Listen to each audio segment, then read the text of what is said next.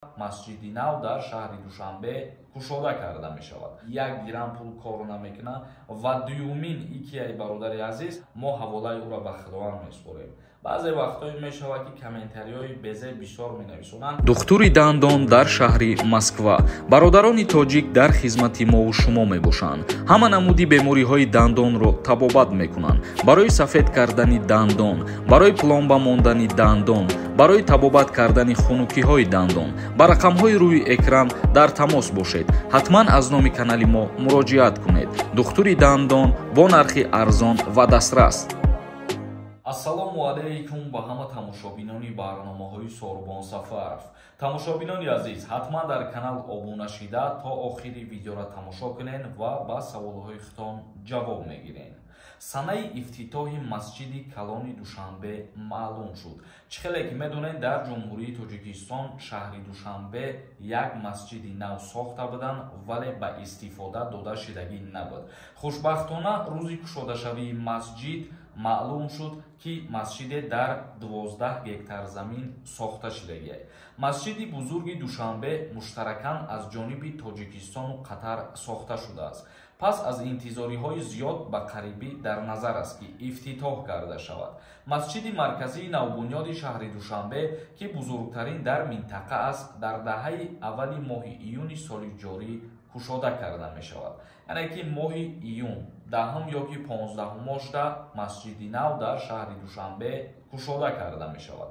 дар назар аст ки як ҳайати воломақоми қатарӣ ба Тоҷикистон ояд. масҷид ки бо сармояи дуҷониба сохта шудааст, дар доираи ин сафар боз мешавад. як намоянда аз Қатар ба ҷумҳурии Тоҷикистон меояд ва аз ҷониби ҳарду намояндагон масҷид кушода карда мешавад. қаблан раиси кумитаи дин Сулаймон Давлатзода низ гуфта буд ки аз рӯи тартибу расмиёт масҷиди мазкур бояд бо иштироки ҳарду ҷониб кушода карда шавад. масҷиди бузурги ҷомеаи Душанбе яке аз бузургтарин масҷидҳои кишвару минтақа мешавад ки дар як лаҳза ҳудуди 100 000 нафар шаҳрванд метавонад ки дар ин масҷид намозгузорӣ кунад.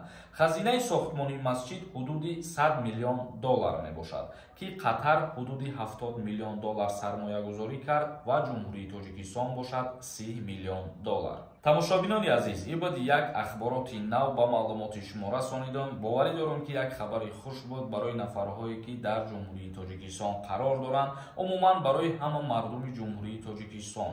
ва акнун мегзарем ба қисми хондани комментарияҳо.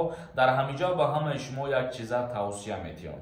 нафарҳое ки дар Москва ё Московский област қарор доред, агар бихоҳем ки ба границаи Қазоқистон сафар кунед, рақамҳое ки дар рӯи экран мебинед, занг бизанед, шуморо аз дари хонатон мегиранд, ба границаи Қазоқистонам мебаранд ва худо хоҳад бо соқи саломат ба хонатона миёрандтон.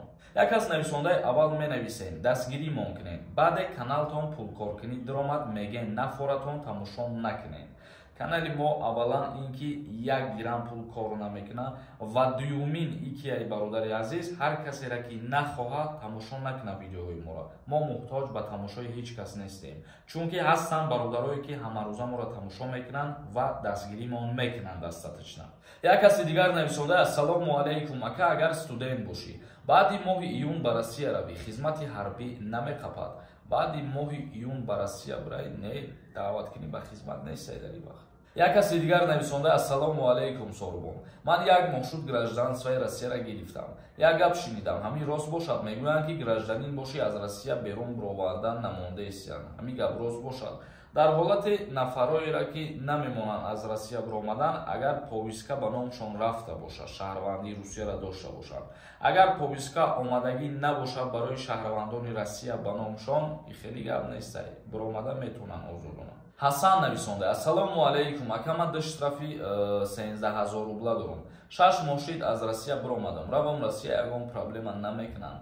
штраф вақте ки мекунанд шуморо, уҳдадор ҳастем ки штрафа пардохт кунед, чунки яке аз сабабҳои запрет на въезд кардан ҳамин ҷаримаҳоро наспоридан мебошад. муҳибулло нависонда: ассалому алайкум ака, ман метавонам граница равам дубора работа бо патент кунам.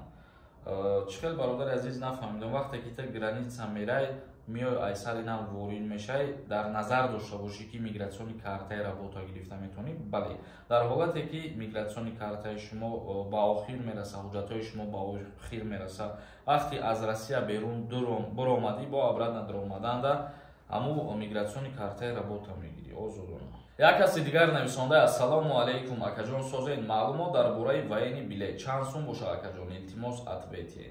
военный билети пулакӣ дар ҷумҳурии тоҷикистон қариб 29000 сомона дар бар мегирад ва дар муддати як моҳ хондани дарсҳои ҳарбӣ ба шумо военный билет дода мешавад. як каси дигар нависонда ассалому алайкум ака пешакӣ раҳмат, кредит дошта бошӣ аз аэропорт мегардонанд? дар ҳолате ки кредити калон доштагӣ бошед, бале имконият ҳастае ки бигардонанд аз аэропорт. мисол мегирем агар аз 50000 ё аз 80000 рубл боло боша. агар як каси дигар нависонда ассалому алайкум акаи сорбон, ман 3 ноябри 2005 мара мебаранд хизмат ё ки не? худат ҳисоб ка агар 18 сола шида бошӣ хизмат мебаранд. як каси дигар нависонда акаи сорбон ба худо нахон, ҳамихели комментариҳои безеб шад.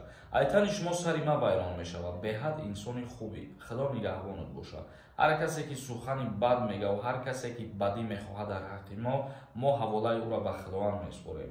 баъзе вақтҳое мешавад ки комментариҳои безеб бисёр менависонанд. ба ҳамин хотир ман мехоҳам баъд якта дуташа бихонам, ягон ҷавоби хуб бигардонам ба ҳамон бадбахтҳо. як каси дигар нависонда ассалому алайкум ака, раҳмати калон шумода барои хизматот. мегуфтӣ авф шид ё ин ки не ака? мутаассифона то ҳозира авфи шаҳрвандони тоҷикистон нашидай бародар. як каси дигар нависондаи ака чиста дар бораи аблава видео кун. мисол кадом шаҳр чанд фоиз планша буд кардай? дар ин мавзӯъ ман видео кардам ва ҳамаша фаҳмондум. махсус шаҳри душанбе аллакай зиёда аз 10-15 шаҳру ноҳияҳо давно буд кардам плани хачона, вале боз монда ба чандин шаҳру ноҳияҳои дигар ки планҳо буд шидагӣ набуданд, аз ҷумла вилояти Суд. як каси дигар нависондаи шумо фақат реклама карда метонед. тамом. чира реклама мекунем? ман ҳамин 2 дона реклама дорам дар каналам. тамом. агар форад ягон сурата рӯй кунам реклама кунем сурата. як каси дигар нависондаи ака ҳамин саволомда ҷавоб те илтимос. духтар агар ятим бошад, 1 солу 3 моҳош нарасад, иҷозати издивоҷ медиҳанд? 1 сол нарасад, иҷозат метиҳанд бо тариқи ҳалномаи суд. дар ҳоле ки духтар ятим ҳастад ё духтар камбизоат ҳастад, бо тариқи пешниҳод кардани ариза ба суд 1 сол пешакӣ иҷозат метиҳанд ки духтар ба шавҳар бигӯяд. олимов нависонда ассалому алайкум сорбон Сафаров, бародар барои одамои депортатсия кардагиам барои ҳамиё гап зан. 1 июнда амнистия мешавад?